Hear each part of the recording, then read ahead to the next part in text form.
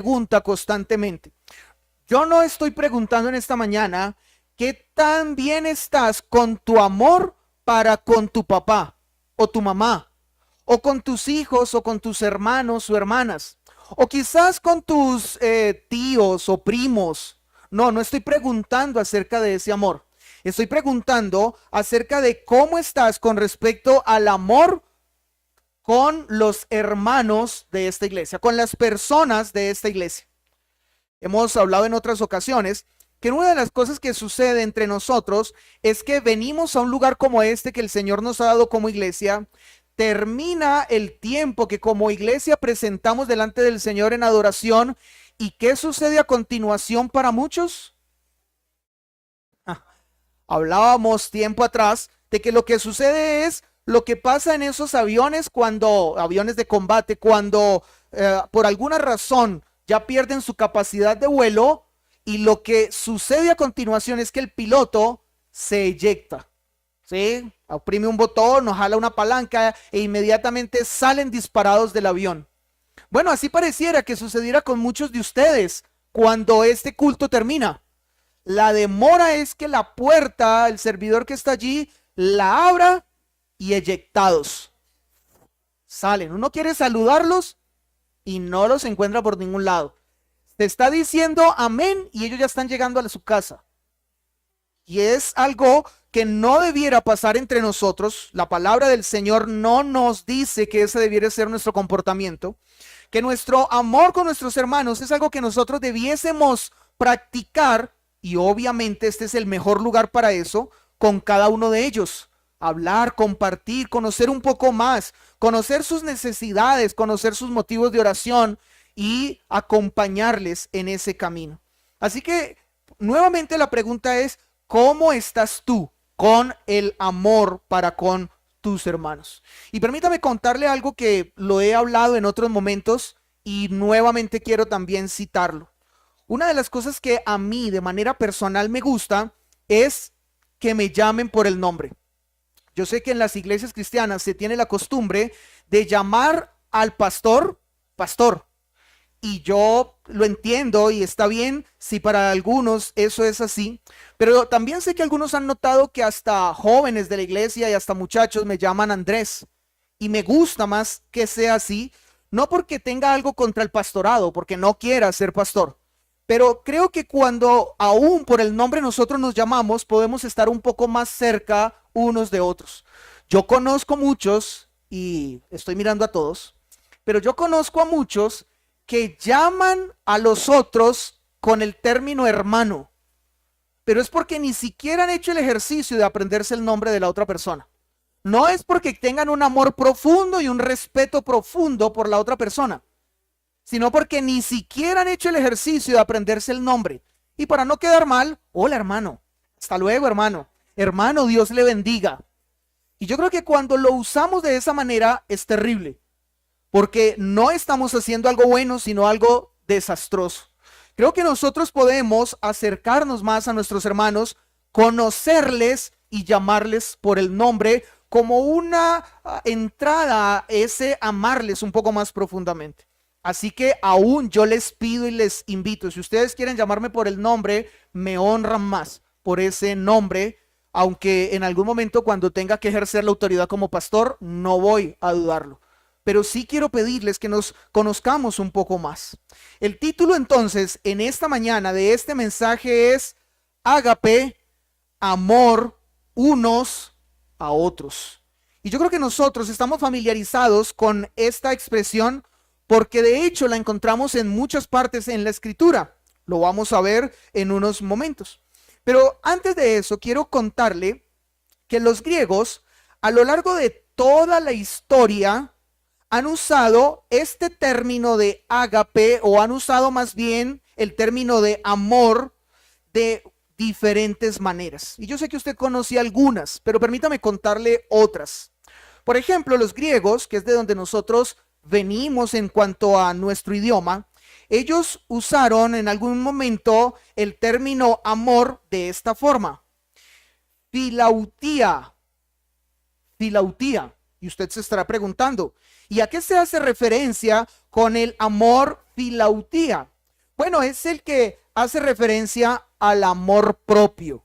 Ese amor del que muchas personas se inflan diciéndose que se aman como lo más importante en esta vida. Y es entonces este término el que fue discutido ampliamente por filósofos como Aristóteles y Platón.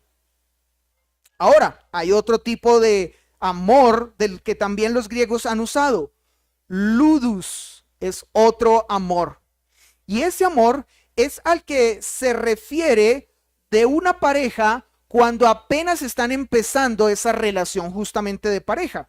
En otras palabras, es un amor que es inmaduro.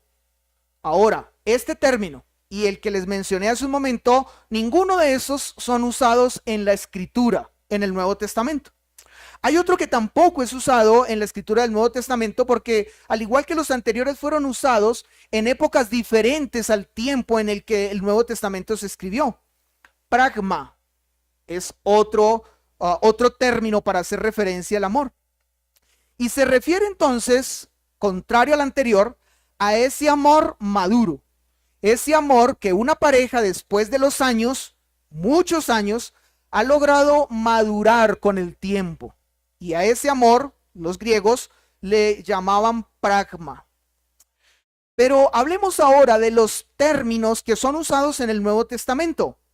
Uno de ellos, creo usted lo escuchó tiempo atrás, hablando también acerca de esto, estorge. Estorge era una palabra que significaba amor y se refiere a un amor muy conocido por nosotros, el amor de familia. Ese afecto natural entre padres e hijos. Papás, ¿aman a sus hijos? ¿Hijos aman a sus padres? Bueno, ese es el amor estorge en el que en algunos momentos nosotros encontramos en la escritura, aunque no es que sea usado ampliamente. Otro, fileos o filia. Ese amor es el que se refiere al amor fraternal o el amor de amistad. Ese amor de dos personas, aunque no hay una unión que ya por cuestiones de familia o de sangre los una. Ahora, este amor es esta palabra filia es una de las palabras que hace referencia al amor y que es más usada en el Nuevo Testamento. Aunque también este tipo de palabra, fileos, es una palabra que se usa para describir el amor hacia otras cosas, no solamente personas, sino también hacia actividades y conceptos, como por ejemplo la bibliofilia. ¿Sabe usted qué es la bibliofilia? Es el amor a los libros. A algunos les gusta mucho leer y dicen yo amo los libros, como otros dicen yo amo el chocolate. Bueno, este es el amor fileos. Hay otro término para amor que, aunque estaba en el tiempo del Nuevo Testamento en su escritura, no es usado en el Nuevo Testamento. Y ese es eros. Yo creo que es fácilmente entendible a qué está haciendo referencia esa palabra amor. Se refiere al amor erótico, al amor sexual, pero como ya les mencioné, no aparece en el Nuevo Testamento el uso de esta palabra. Y finalmente, hay una palabra que es la que realmente es la más usada en todo el Nuevo Testamento, y es ágape. Ágape es el término más elevado para hacer referencia al amor, y es usado para describir ese amor incondicional, sacrificial, que Dios tiene para con los suyos, pero que también es el que es demandado a los cristianos para tener para con otros. Y por eso nosotros encontramos este término mayormente a lo largo de todo el Nuevo Testamento. Así que permítame nuevamente hacerle esta pregunta a usted en esta mañana. ¿Cómo te encuentras con el amor ágape para con tus hermanos en la fe? Para con esas personas que a veces no has hecho ni siquiera el ejercicio de aprenderse su nombre. ¿Cómo te encuentras con ese amor para con ellos? Es decir, ¿los amas de la manera como has recibido el ejemplo de parte de Dios para con nosotros, incondicionalmente, sacrificialmente? ¿Qué tipo de amor es el que tú expresas para con tus hermanos en la iglesia? Si nosotros vamos a la escritura, podemos tener un texto en el que se nos habla justamente y muy claramente de este amor, aunque hay muchos más, como les dije. Pero permítame citarle Romanos capítulo 5, versículo 8. Es uno de los textos que nos muestra claramente este tipo de amor. Romanos 5:8 dice: mas Dios muestra su amor para con nosotros, en que siendo aún pecadores, Cristo murió por nosotros. ¿Qué nos está diciendo entonces el texto? Que de parte de Dios hay un ágape, hay un amor para con nosotros que fue hecho o que fue dado para con nosotros, no porque nosotros lo mereciéramos. Es un amor incondicional. No exigió condiciones para ser derramado sobre nosotros, y por eso ese amor se mostró haciendo que su Hijo, Cristo Jesús, muriera en la cruz del Calvario por nosotros. Así que este texto claramente entonces nos está llevando a comprender ese amor ágape del que ustedes y yo tenemos una enorme y gran responsabilidad. Ahora, alguna persona podría decir en esta mañana: bueno, hoy es primera vez que yo vengo a este lugar, o segunda, o tercera, o cuarta vez que yo vengo a este lugar. Creo que no tiene mucho que ver conmigo. Eso es para los que llevan 1 año, 2, 3, 5, 10 años aquí en la iglesia. Quiero decirle, no se salga por la tangente. Ese amor del que habla la escritura es un amor que, independientemente del tiempo que usted lleve en la iglesia, es el amor que usted debe practicar con las personas que hacen parte de un lugar como este o de una familia como esta. Así que hoy, si es primera vez, su responsabilidad por lo menos es aprenderse el nombre de 1 o 2 personas y compartir con esas personas. O si su responsabilidad está a partir de que lleva 1 año o 5 años, todavía mayormente es el de relacionarse con los que hasta ahora no lo ha hecho, para practicar con ellos el amor ágape, el amor incondicional o el amor sacrificial. Habiendo dicho esto, quiero pedirles que vayamos al texto de Pedro que leímos al empezar en esta mañana. Y quiero decirles algo muy puntualmente. Y es que leímos el texto de Pedro ampliando un poco más la parte de la lectura que tendríamos en esta mañana como la base para la predicación, pero no estaremos exponiendo todo el texto que leímos, solamente lo leímos para tener un contexto del versículo especialmente donde estaremos meditando hoy. Dice el versículo 22 de la primera carta del apóstol Pedro, capítulo 1: habiendo purificado vuestras almas por la obediencia a la verdad, mediante el Espíritu, para, y escuchen el ágape, para el amor fraternal no fingido. Amaos unos a otros entrañablemente de corazón puro, dice el texto. Padre Celestial, en esta mañana que nos encontramos frente a tu palabra, y con el gozo y el deseo, Señor, de que ella sea hablando a nosotros, te rogamos que nuestro espíritu, Señor, sea tomado por ti y sea dispuesto no solamente para escuchar tu palabra, sino para llevarla a la práctica y para fielmente, Señor, ser hallados justamente fieles. Señor, gracias entonces porque tu palabra habla a nuestro corazón hoy. Amén. El apóstol Pedro, inspirado por el Espíritu Santo, le escribe esta carta a los expatriados de la dispersión, es decir, a los perseguidos por la fe en Cristo. Y esos expatriados se encontraban en el Ponto, Galacia, Capadocia, Asia y Bitinia. ¿Y dónde nosotros encontramos esto? En el primer versículo de este capítulo número 1, si ustedes dirigen su atención allí.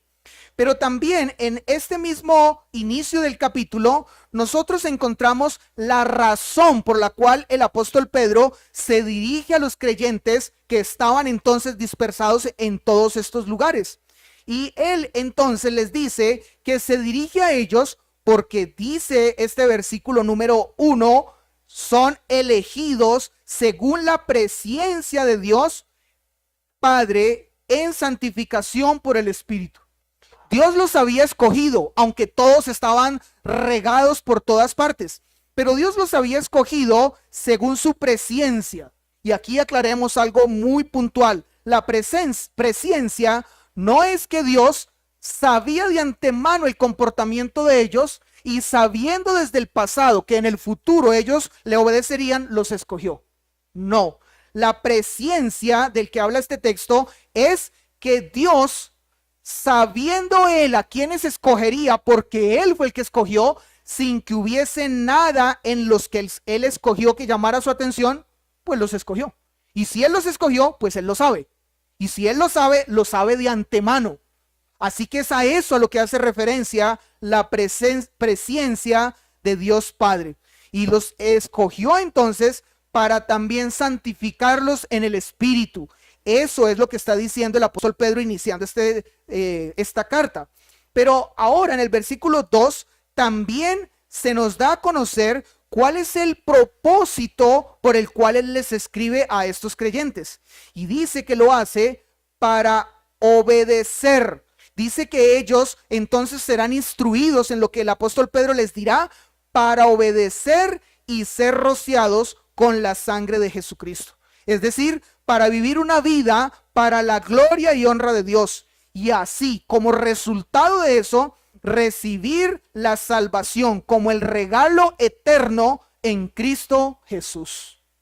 De esto entonces es que el apóstol Pedro comienza a hablar en su carta cuando se dirige a ellos. Ahora, si quisiéramos saber un poco más de qué trata esta carta del apóstol Pedro, permítame citarle ligeramente algunas cosas que él ya ha venido hablando en este capítulo 1 de Pedro, de la carta al apóstol Pedro. Por ejemplo, el apóstol Pedro habla en el inicio de esta carta acerca de la esperanza viva que tiene el creyente por la resurrección en Jesucristo. Versículos 3 al 5 de este capítulo 1. Pero también habla del gozo en la prueba como una muestra auténtica de la verdadera fe en Cristo. Versículos 6 al 9. También habla de la salvación profetizada para los que creen en Cristo. Versículos 10 al 12. Pero también allí habla de un llamado a la santidad por la salvación recibida en Cristo, versículos 13 al 16. Y además de esto, habla de la razón de una conducta santa por causa de la sangre derramada de Cristo para bendición de su vida, versículos 17 al 21. Y después de haber dicho estas cosas, ahora en los versículos 22 al 25, habla acerca del amor fraternal de unos para con otros como respuesta a la obediencia en Cristo. Todo esto anteriormente el apóstol Pedro lo había hablado para ahora llegar entonces a hablarnos acerca de ese amor.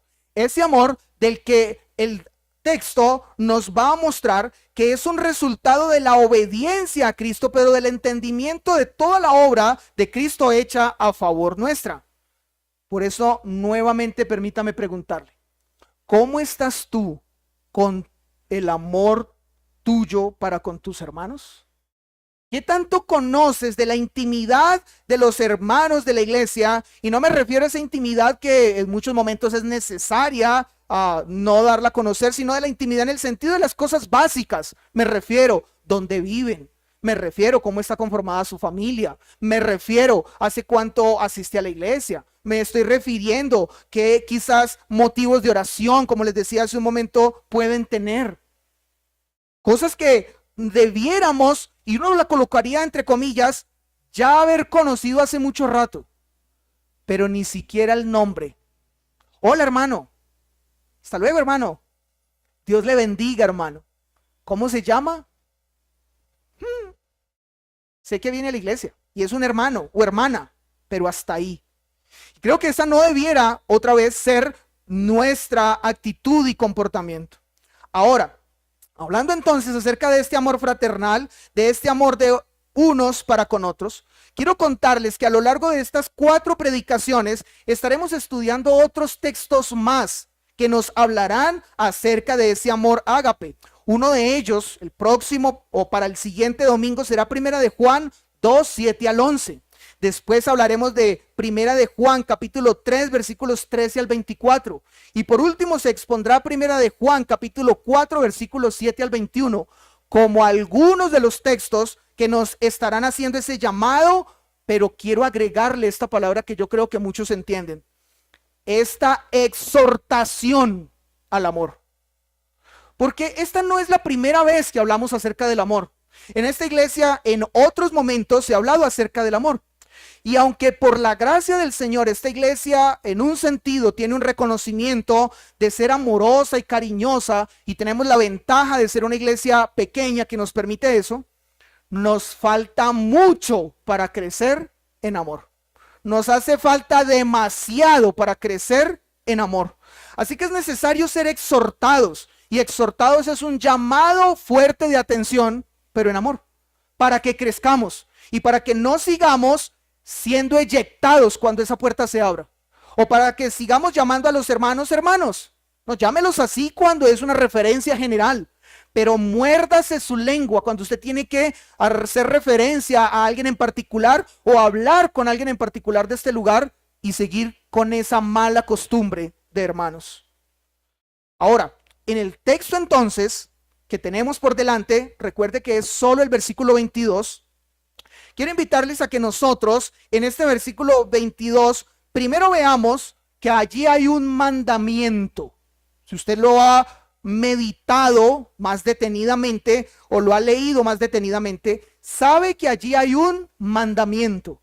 Pero además de mostrarnos el mandamiento, hay unas razones de por qué este mandamiento. Y hay unas obligaciones a causa de este mandamiento. Pero también hay una manera práctica de llevar a cabo este mandamiento. Estas cuatro cosas las estaremos viendo a la luz de este versículo 22 del primer capítulo de la primera carta del apóstol Pedro. Quiero nuevamente leérselos. Dice: habiendo purificado vuestras almas por la obediencia a la verdad, mediante el Espíritu, para el amor fraternal no fingido. Amaos unos a otros entrañablemente de corazón puro. Ahora, creo que es muy claro y podría ser hasta una pregunta retórica la que voy a hacer, pero yo creo que ustedes conocen, por eso hablo de retórica, la respuesta. ¿Cuál es el mandamiento? El mandamiento que encontramos en este versículo es: amaos unos a otros. O permítame decírselo de esta otra manera: agapao unos a otros. Es decir, ámense con el término más elevado para el amor. Ámense incondicionalmente, ámense sacrificialmente como Dios ama a los suyos. ¿Estás amando así? Este es el mandamiento que nosotros encontramos en este texto.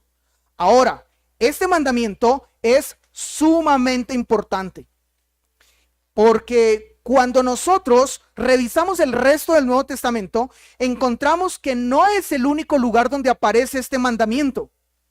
Y lo hemos hablado en otras ocasiones.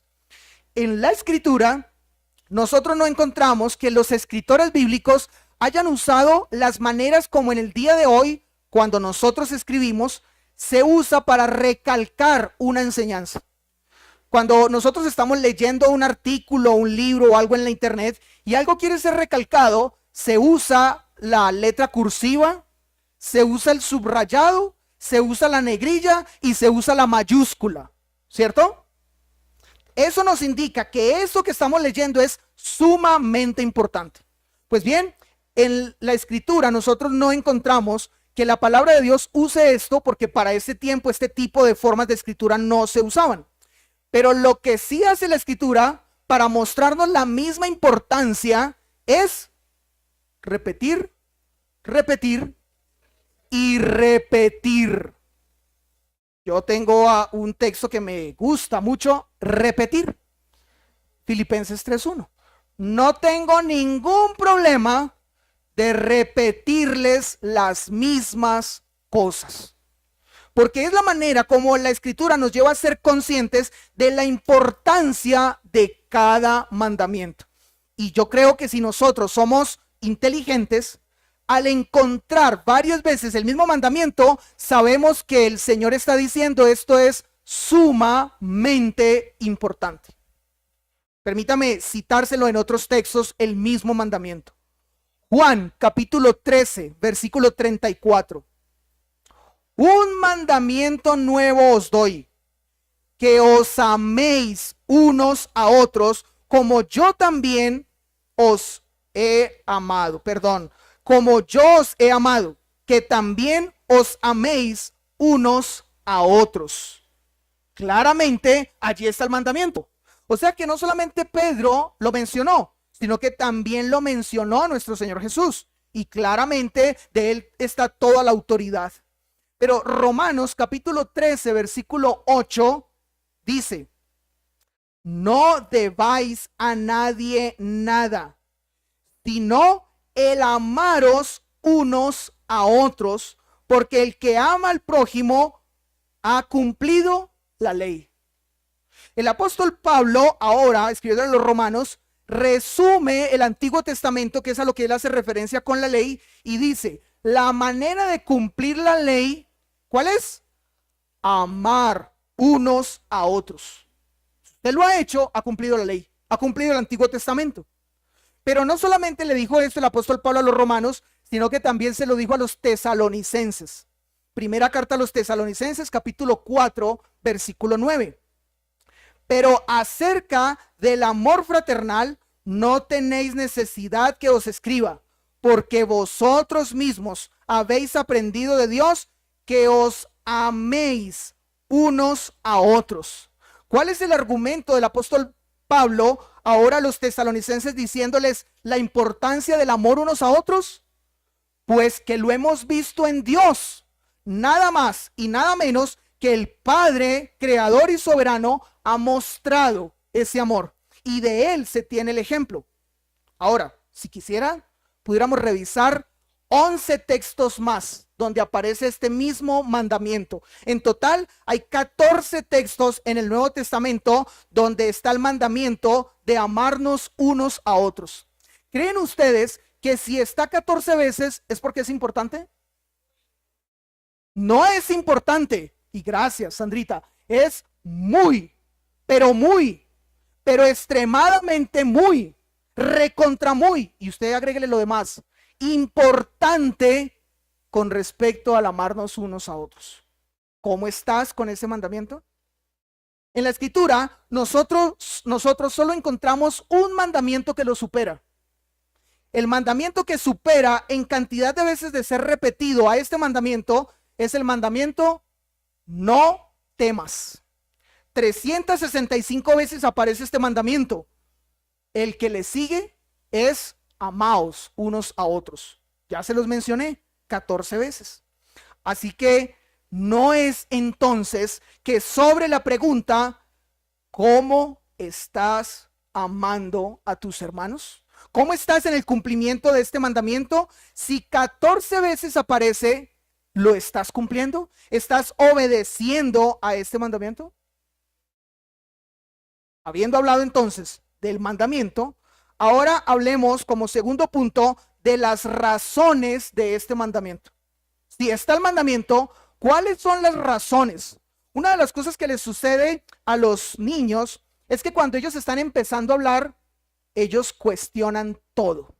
Y hay una frasecita que aparece mucho. Yo creo que los papás que están en esa etapa en que los niños están comenzando a hablar, a explorar y a conocer, hay una frasecita con la que los papás tienen que lidiar mucho y es ¿y por qué?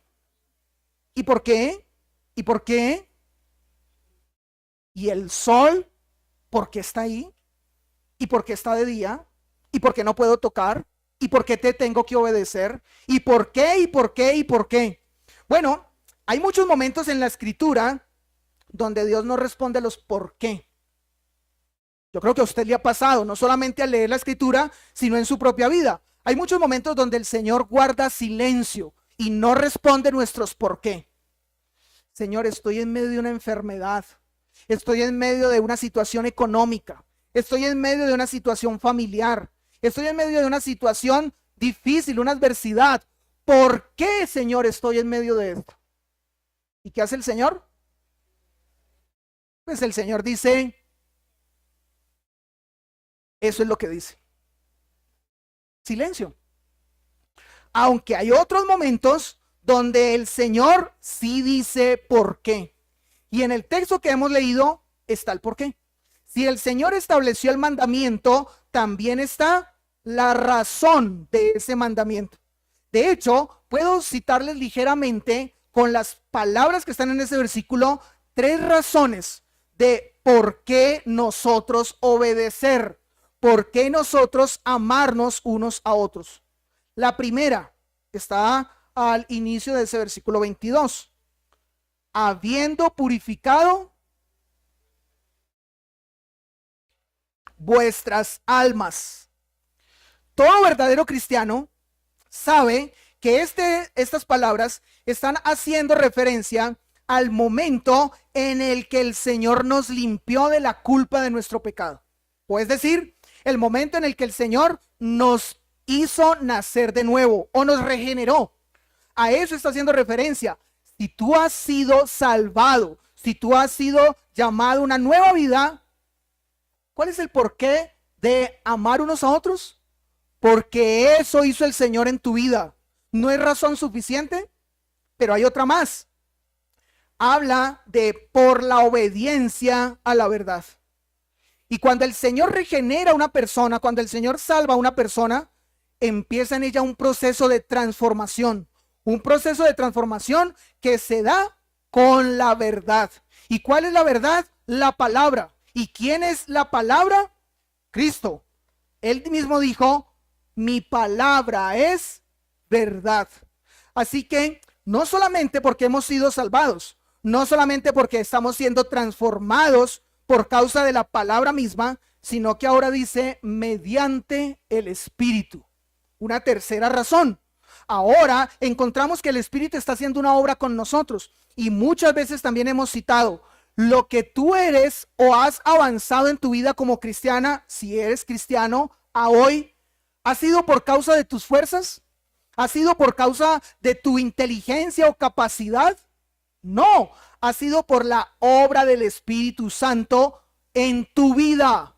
Así que eso significa que hay razones por las que obedecer. Hay razones por las cuales amar a otros, porque el Señor nos ha salvado, nos purificó, nos limpió de esa condición de pecado, porque el Señor por su palabra nos transforma y porque el Espíritu hace una obra constante en el verdadero creyente todo el tiempo. ¿Son razones suficientes? ¿O tendrían que haber otras razones más para amarnos unos a otros? Creo que no hay más razones. Son razones suficientes. Por eso, nuevamente permítame preguntarle, ¿cómo estás con el amor para con tus hermanos? ¿Cómo estás?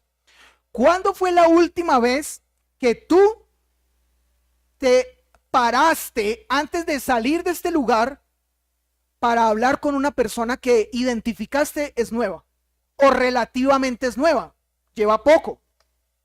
¿O cuándo fue la última vez que en la semana tú tomaste tu teléfono y te comunicaste con alguien de los que normalmente no te comunicas? Porque en la iglesia, pues no podemos negarlo, pasa eso. Se forman esas rosquitas que no debieran y que son contrarias también a la palabra. Pero hay muchos que por empatía se relacionan más unos con otros.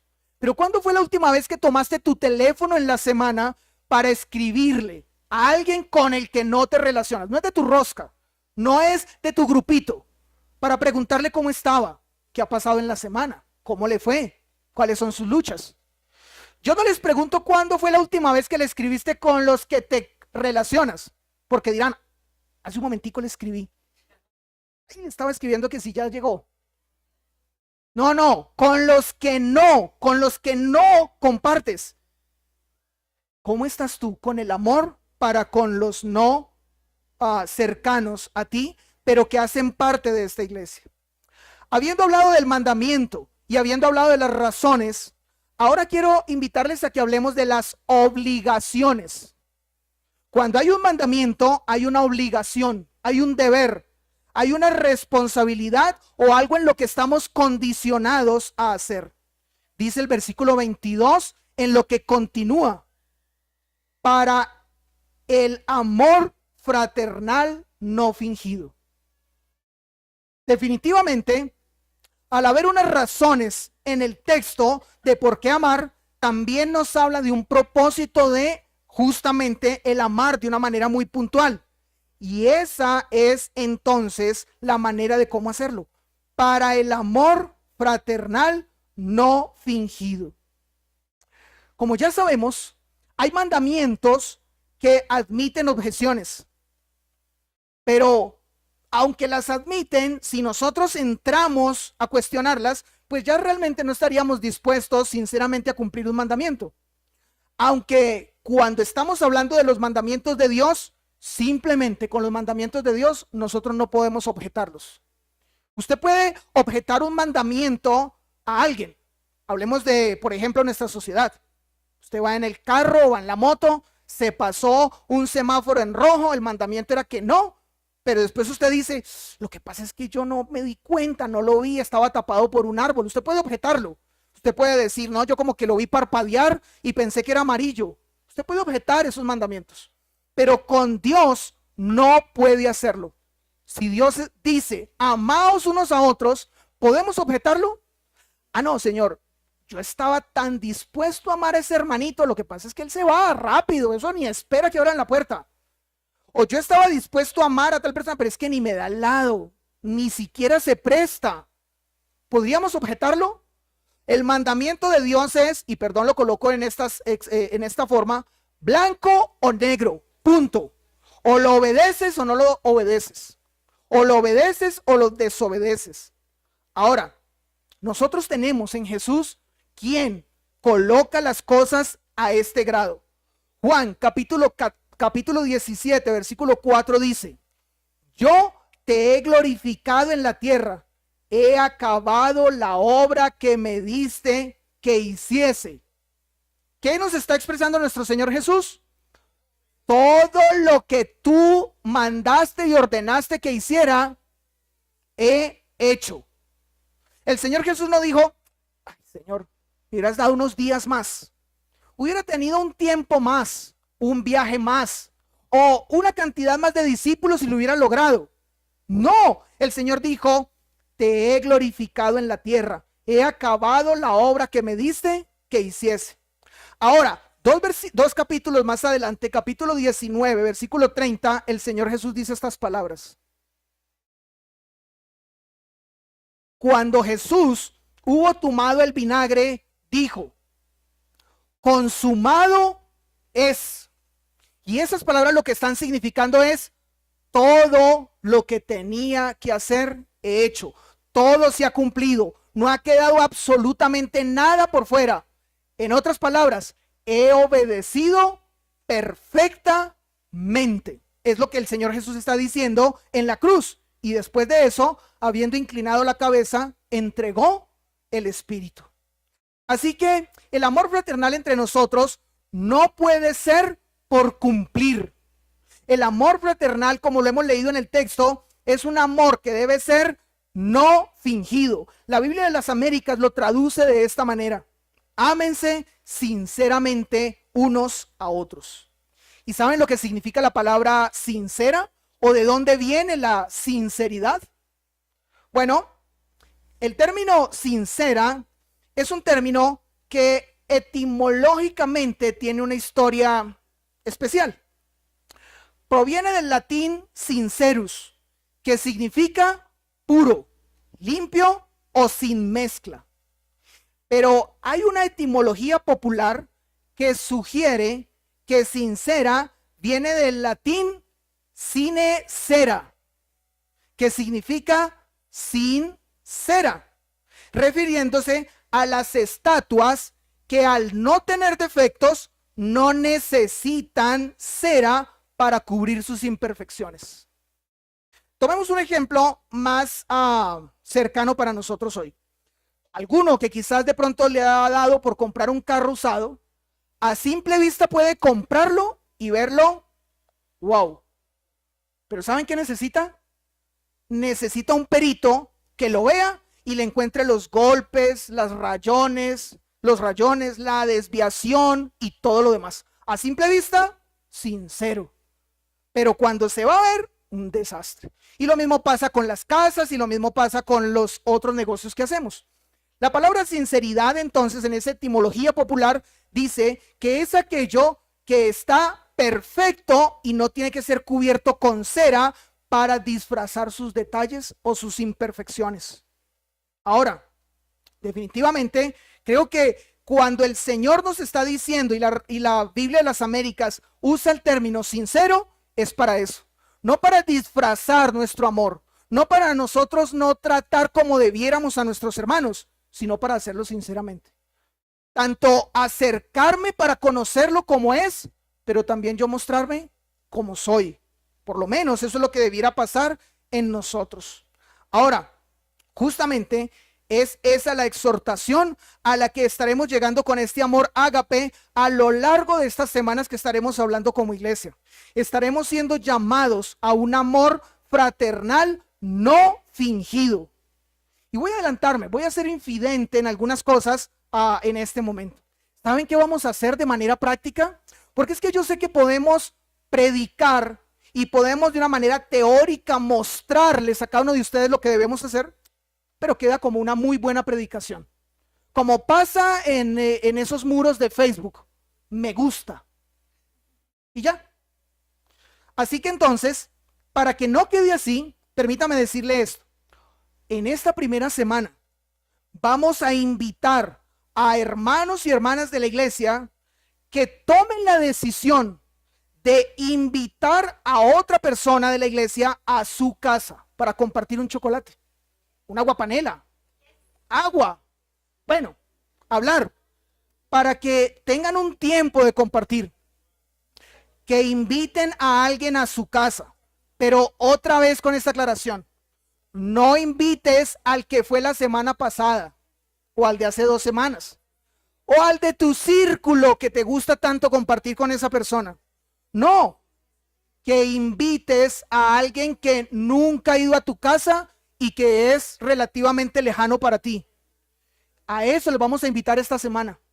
Pero escuchen algo más, les vamos a invitar la próxima semana a que cada uno, pensando en 2 personas de nuestra iglesia, 2, le pidan al Señor en oración que haya un texto bíblico que puedan compartir con esa persona, por la razón que sea, y tomen ese texto bíblico y lo transcriban, lo escriban. No es, en la Biblia dice, no, es, te lo escribí aquí y te lo quiero compartir. Puede ser para aliento, puede ser para afirmación, puede ser para transmitir amor, lo que sea, pero 2 personas, eso será la siguiente semana. La siguiente semana, la invitación será que tú vayas a la casa de alguien de la iglesia que tú ves que tiene necesidad. No esperar ser invitado. Hay personas en nuestra iglesia que tienen una necesidad por enfermedad, o por situación económica, o por situación familiar, o por cualquier otra índole. Bueno, ir y estar en la casa de ese hermano y orar por esa persona. Y habrá una última invitación.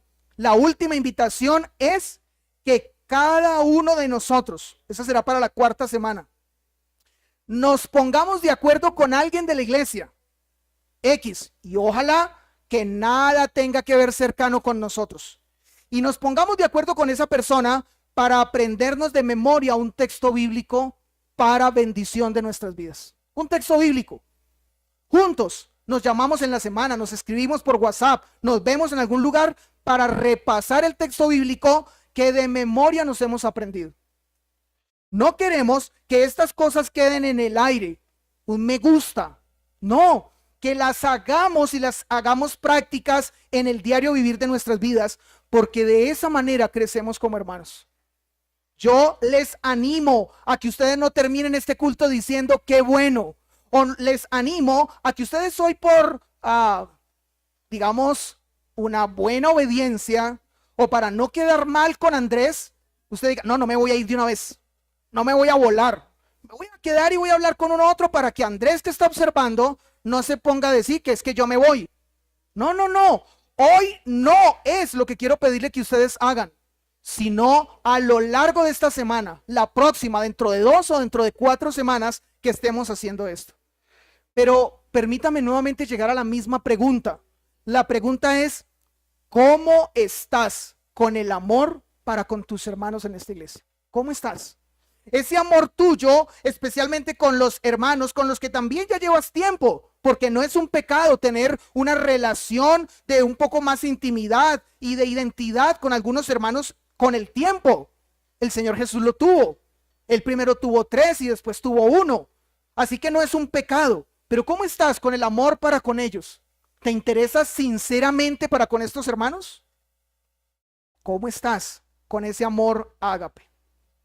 Y por último, quiero que vayamos a la práctica de este versículo. ¿Cómo nosotros debemos vivir este mandamiento? Versículo 22, seguimos en el mismo versículo, pero en la parte final, dice el texto, amaos unos a otros, ¿de qué manera? Amaos unos a otros entrañablemente de corazón puro. Y yo voy a hacerle a usted esta pregunta hoy. ¿De qué manera esto se puede hacer si no es práctico? ¿Sí? ¿Captaron la pregunta? Dice el texto, amaos unos a otros, está el mandamiento, entrañablemente. Pregunta, ¿de qué manera se puede cumplir este mandamiento si no es práctico? ¿Usted puede amar entrañablemente en su mente? Entrañablemente en su mente. Hay personas, y en una ocasión alguien lo dijo, que hay personas que dicen, yo amo el mundo, yo amo la gente, yo amo la iglesia, pero no ama a cada uno en particular. Eso no es amor. Eso es una idea vaga y ligera de amor. Pero realmente amor entrañable es el que se practica, no es el que se pregona de manera general sin amar a cada uno de manera en particular. Ahora, esta palabra entonces, ágape, amaos, es una palabra que, como ya ustedes lo han escuchado varias veces, hace alusión al amor incondicional, sacrificial, ese amor entrañable y de corazón puro. Y voy a contarles, esta palabra ágape aparece 116 veces en el Nuevo Testamento. Si el mandamiento aparece 14, la palabra ágape, amor incondicional, sacrificial, entrañable, de corazón puro, aparece 116 veces en el Nuevo Testamento. Ahora, no sé si ustedes quisieran y tienen el tiempo para leer una a una las citas. ¿Las leemos? 116 veces. Bien, como creo que no tienen el tiempo para leerla una a una, permítame llevarles a un texto que quizás es uno de esos textos en el que se nos habla concretamente, pero mucho más prácticamente, acerca del amor unos para con otros. Es ese texto que se ha conocido como el himno del amor. Y ustedes lo deben tener muy fresco. Hace un momento, Emanuel en la dirección lo recitó de memoria. ¿De qué texto estoy hablando? Muy bien, Primera de Corintios capítulo 13. Y quiero invitarles a que vayamos a los versículos 4 al 8. Voy a leerlo, voy a refrescar ese texto en la mente de cada uno de ustedes. Pero quiero hacerlo para que vayamos de manera práctica a lo que este texto nos está diciendo. Porque como puede ser un himno, o como es un himno, entonces muchos pueden tenerlo allá. Quizás en un cuadro en su casa, quizás como un guardapantallas en el computador o en el celular, o resaltado en su Biblia. Pero no se trata de eso. Se trata de que ese texto sea práctico en nuestras vidas. ¿De qué manera nos lo hace práctico? Vamos a mirar. Pero antes de eso, recordemos el texto. El amor es sufrido. El amor no tiene envidia. El amor no es jactancioso. El amor no se envanece. No hace nada indebido. No busca lo suyo. No se irrita. No guarda rencor. No se goza en la injusticia, mas se goza en la verdad. Todo lo sufre, todo lo cree, todo lo espera, todo lo soporta. Y termina diciendo la primera parte del versículo 8, el amor nunca deja de ser. ¿Cómo estás tú con ese mandamiento que aquí claramente lo encontramos más amplio y lo encontramos de una manera más práctica? ¿Cómo estás con ese mandamiento para con tus hermanos? Permítame hacerte esta pregunta. ¿Lo obedeces o lo desobedeces? Porque es blanco o es negro. ¿Lo obedeces o lo desobedeces? ¿Cuál de las dos? Ahora, si en este lugar hay alguna persona que aún está conservando la idea de que este texto hace referencia al amor de pareja, yo quiero invitarle que usted se saque esa idea de su cabeza. No vaya a colocar este texto para un matrimonio, una tarjeta matrimonial o una tarjeta de renovación de votos. Para nada está hablando este texto de una relación de pareja, del amor entre un hombre y una mujer. A lo que está haciendo referencia el apóstol Pablo en este texto es al amor entre hermanos, al amor entre las personas que pertenecen a la iglesia. Ese amor que es un amor ágape, que es incondicional, que es sincero, que se entrega completamente y que no es un amor superficial. A ese amor. Pero cuando él habla de este amor, lo habla de una manera muy práctica. Y yo les diría a ustedes, ¿cuál es la manera práctica con la que el apóstol Pablo habla de este amor? Y si tuviéramos la oportunidad de escuchar sus opiniones, sé que algunos darían varias de esas opiniones. Pero permítame, tengo el monopolio del micrófono, permítame mencionarle mi forma de verlo. Bueno, como aprendí a verlo, se los voy a leer, escúchenlo. Andrés es sufrido, Camila es benigna, David no tiene envidia, Marta no es jactanciosa, Emanuel no se envanece, Joana no hace nada indebido, Joan no busca lo suyo, Sara no se irrita, Jacobo no guarda rencor, Loreina no se goza de la injusticia, Marco se goza de la verdad, Carolina todo lo sufre, Moisés todo lo cree, Luzdari todo lo espera, Wilson todo lo soporta. El amor nunca deja de ser. Ahora, alguno está pensando, usted se puso a meditar en cada uno y le colocó la que creía. No, lo hice al azar. Pero el punto es que esta es la manera práctica de este amor. Esta es la manera de que nosotros veamos cómo debemos vivir el amor ágape unos para con otros. Esta es la manera práctica. Ahora, puede ser que algunos digan, no estoy muy seguro. Bueno, yo le estoy diciendo la verdad. Pero si alguno no logró tomar nota, permítame se lo repito. Edwin es sufrido, Sandra es benigna, Frank no tiene envidia, Juliet no es jactanciosa, Henry no se envanece, Laura no hace nada indebido, Oscar no busca lo suyo, Luz no se irrita, Shenier no guarda rencor, Diana no se goza de la injusticia, Alberto se goza de la verdad, Paola todo lo sufre, Brian todo lo cree, Rosa todo lo espera, Julio todo lo soporta. El amor nunca deja de ser. ¿Entendió lo práctico? ¿Nota lo práctico de lo que el texto está diciendo? Yo sé que algunos estaban esperando que repitiera su nombre. No, había otros nombres para mencionarlos. Pero quizás también, como conozco mucho, especialmente a mis hijas, alguno puede estar allí pensando, me salvé. Mi nombre no fue mencionado, así que yo no tengo nada que ver con 1 Corintios que hable acerca de mí. Eso es para todos los que mencionaron. Pues bien, yo quiero nuevamente, no voy a leer el texto, sino que nuevamente quiero plantearle a usted en esta mañana que usted lo lea. Usted sí lo puede leer nuevamente y muchas veces.